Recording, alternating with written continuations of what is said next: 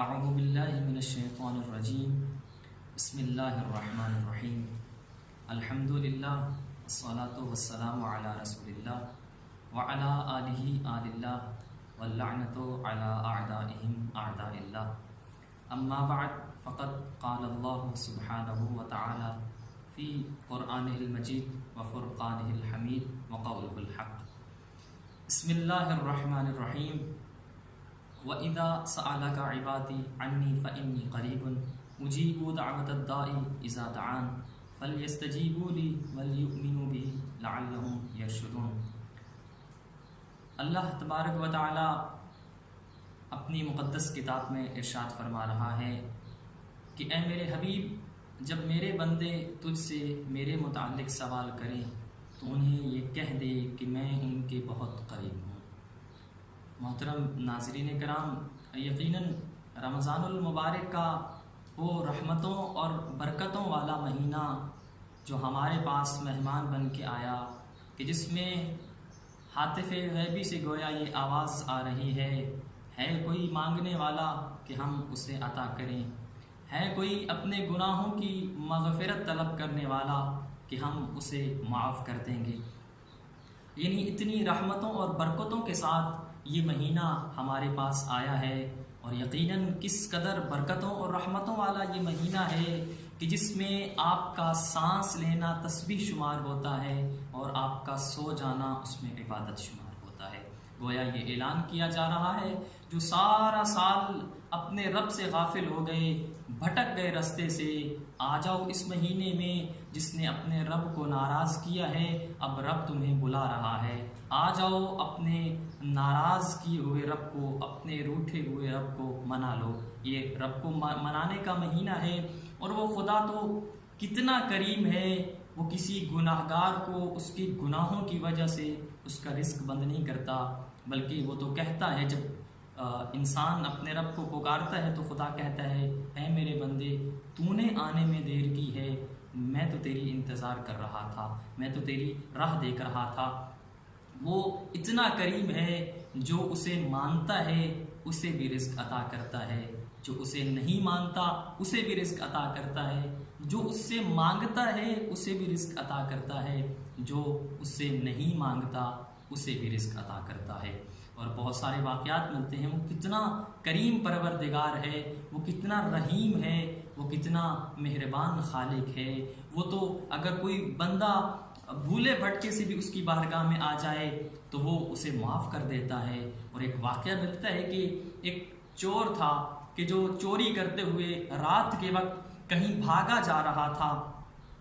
اور کچھ لوگ اس کے پیچھے لگے ہوئے تھے اس کو پکڑنے کے لیے۔ جب اس نے مسجد کا دروازہ دیکھا تو اس نے جلدی سے مسجد کے اندر داخل ہو گیا، اور لوگ وہاں نماز پڑھ رہے تھے وہ بھی ان میں شامل ہو گیا۔ اب وہ وہاں کھڑا ہو گیا، اور جو لوگ اسے ڈھونڈ رہے تھے وہ ڈھونڈتے ڈھونڈتے جب مسجد میں آئے تو ایک نے دوسرے سے کہا مجھے لگ رہا ہے شاید یہی ہے کہ جس نے چوری کی ہے، تو دوسرا اسے کہتا ہے خبردار، یہ تو اللہ کی نماز پڑھ رہا ہے، یہ تو اللہ کی عبادت کر رہا ہے، یہ کیسے ہو سکتا ہے کہ یہی چور ہو۔ وہ اسے چھوڑ کر واپس چلے گئے۔ وہ چور جو چوری کر کے آیا تھا وہ تو جانتا تھا کہ میں نے چوری کی ہے، لیکن اس وقت جب وہ چھوڑ کر اسے چلے گئے تو اپنے رب کی طرف متوجہ ہوا اور کہنے لگا پروردگار، میں نے تو جھوٹ موٹ کی نماز پڑھی تھی، تو جھوٹی بھی قبول کر لیتا ہے، اگر میں سچی نماز پڑھتا تو اس کا کیا حال ہوتا،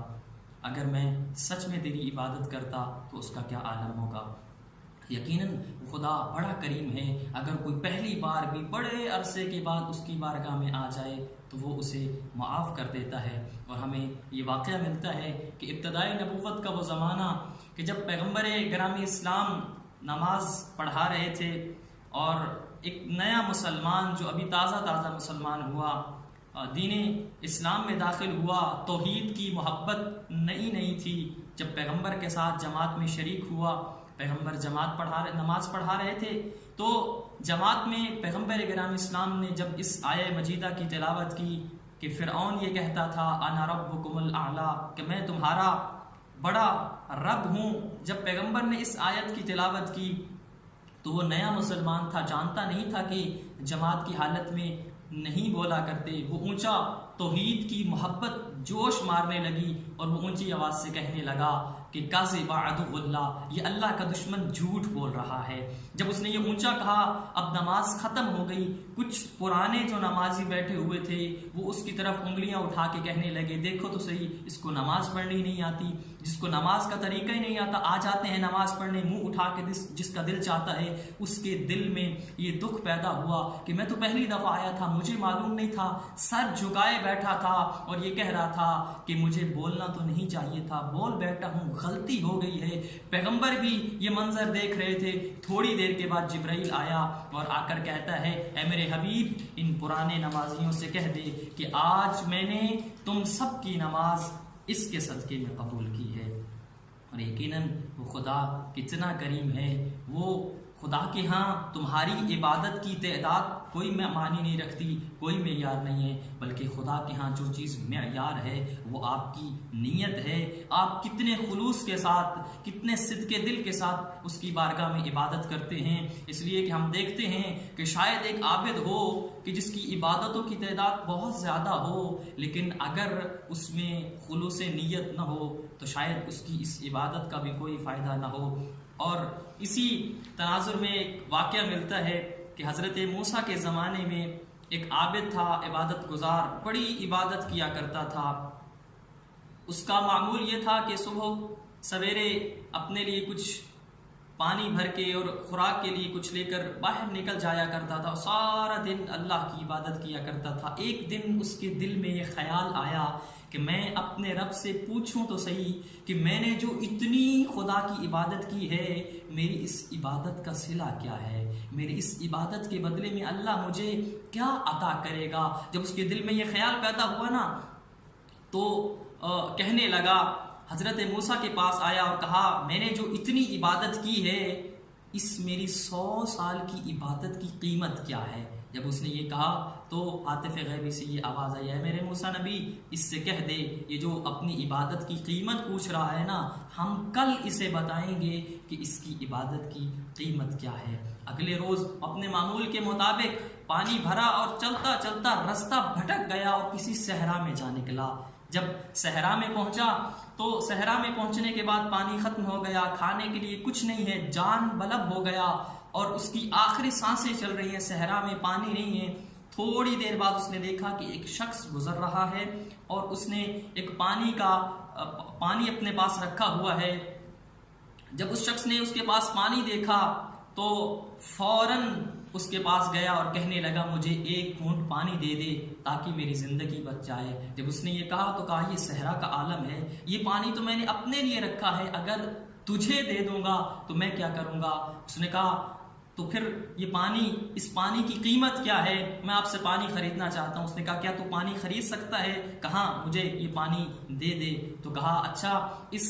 صحرا کے اندر تو مجھے اس کی کیا قیمت ادا کر سکتا ہے؟ تو وہ کہنے لگا میرے پاس اس وقت اس صحرا کے اندر 100 سال کی عبادت کے علاوہ اور کچھ نہیں ہے۔ تو اس نے کہا ہاں اچھا پھر سودا کرنا چاہتا ہے، ایک گلاس پانی تو لے لے اور اپنی 100 سال کی عبادت مجھے دے دے۔ وہ بندہ یہ سوچنے لگا کہ اگر زندہ رہا تو عبادت پھر کر لوں گا، لیکن اگر پانی نہ ملا تو یہاں مر جاؤں گا۔ اس نے اپنی عبادت کو بیچ دیا ایک گلاس پانی کے بدلے میں، اور پھر جب وہ واپس پہنچا اپنی اصلی حالت میں آیا، اس کی جان بچ گئی۔ جب واپس آیا نا تو اس وقت اللہ کے نبی نے یہ بتایا، اللہ نے فرشتوں کو بھیجا کہ اے میرے موسیٰ نبی جاؤ اس عبادت گزار کے پاس اور اسے یہ بتا دو کہ تم جو پوچھ رہے تھے کہ میری 100 سال کی عبادت کی قیمت کیا ہے، اس کو بتا دو، تمہاری 100 سال کی عبادت کو ایک گلاس پانی کے بدلے میں خرید لیا گیا۔ اب جب حضرت موسیٰ اس کے پاس پہنچے وہ بڑا نادم ہوا، بڑا رویا اور رونے کے بعد گریا کیا، گریا کرنے کے بعد اپنے پروردگار کی طرف متوجہ ہوا اور رو کر کہنے لگا پروردگار مجھ سے غلطی ہو گئی، میں نے اپنی عبادت پہ فخر کر لیا۔ تو پھر اللہ کے نبی نے اسے یہ بتایا کہ اللہ کہہ رہا ہے وہ جو تو نے 100 سال کی عبادت کی تھی اس کو ہم نے ایک گلاس پانی کے بدلے میں خرید لیا۔ اب جو تیرے صدق کے دل کے ساتھ، تیرے دل سے، تیری آنکھوں سے یہ جو آنسو بہ رہے ہیں، ہم نے اس ایک آنسو کے بدلے میں تجھے 1000 سال کی عبادت عطا کر دی ہے۔ تو اندازہ لگائیے کہ وہ خدا کتنا کریم ہے کہ جو صدق کے دل کے ساتھ اس کی بارگاہ میں چلا جائے وہ اسے معاف کر دیتا ہے، چاہے جتنا بڑا گناہ گار ہو، جتنا بڑا خطا کار ہو۔ جب وہ اپنے پروردگار کی بارگاہ میں جاتا ہے تو خداوند قدوس اسے معاف کر دیتا ہے، لیکن شرط یہ ہے کہ انسان صدق کے دل کے ساتھ سچی نیت لے کر اس کے پاس جائے، اپنے گناہوں کی توبہ کرے، اپنے گناہوں کی مغفرت طلب کرے، وہ یقیناً خدا معاف کر دیتا ہے۔ اور ہم جو یقیناً شیعہ علی ابن ابی طالب ہیں، علی کی محبت کا دم بھرتے ہیں، ہم کہتے ہیں کہ ہم علی سے محبت کرتے ہیں، تو میں سمجھتا ہوں کہ محبت تو ہوتی وہی ہے کہ انسان جس سے محبت کرتا ہے یہ کوشش کرتا ہے کہ اس کے رنگ میں ڈھل جائے۔ اگر ہم اس بات کا دعویٰ کرتے ہیں کہ ہم علی سے محبت کرتے ہیں تو ہمیں بھی علی ابن ابی طالب کی سیرت پہ چلنا ہوگا، جیسا علی چاہتے ہیں ہم بھی ویسا بنیں گے تو شاید مزہ آئے گا۔ اور میں یہ کہا کرتا ہوں کہ انسان اگر کسی سے محبت کا دعویٰ کرے تو شاید یہ کمال نہیں ہے کہ اگر میں یہاں بیٹھا اس بات کا دعویٰ کروں کہ میرے کسی وزیر سے، کسی صدر سے تعلقات ہیں، میرا اس کے ساتھ بڑا گہرا تعلق ہے، میری اس کے ساتھ دوستی ہے، لیکن شاید اس کا مزہ نہیں آئے گا، بلکہ مزہ تو اس بات کا ہے کہ جب بھی وزیر آپ کے گھر کے قریب سے گزرے اس وقت تک وہ آگے نہ جائے، جب تک آپ سے ملاقات نہ کرے، جب تک آئے آپ کی احوال پرسی نہ کرے۔ مزہ تو یہ ہے، مزہ یہ نہیں کہ میں یہ دعویٰ کروں کہ میں علی کا چاہنے والا، میں علی سے محبت کرنے والا، بلکہ مزہ تو اس بات کا ہے کہ جب عالم محشر ہوگا اور علی ابن ابی طالب کو فرشتوں نے گھیرا ہوا ہوگا، اور جب تمہیں آتا دیکھیں تو یہ پکار کر کہیں کہ پیچھے ہٹو، وہ میرا آ رہا ہے، وہ میرا چاہنے والا آ رہا ہے، وہ میرا ماننے والا آ رہا ہے، مجھ سے محبت کرنے والا آ رہا ہے۔ حقیقی محبت تو یہی ہے، اور جو حقیقی شیعہ ہوتا ہے، جو اصلی محب ہوتا ہے، وہ کیسا ہوتا ہے؟ آئیے دیکھیے ابو ذر غفاری کو، آئیے دیکھیے مالک اشتر کو کہ کیسا مطیع اور فرما بردار ہے علی ابن ابی طالب کا۔ اور جناب ابو ذر غفاری کے بارے میں یہ واقعہ ملتا ہے کہ حضرت ابو ذر غفاری تیسری خلافت کے زمانہ میں کچھ لوگ حضرت ابو ذر کے پاس آئے اور آ کر کہنے لگے کہ ہم آپ کے لیے کچھ درہم و دینار لائے ہیں۔ تو علی کا شیعہ تھا نا، اس نے سوال کیا یہ جو درہم و دینار لائے ہو یہ کس لیے لائے ہو؟ کہا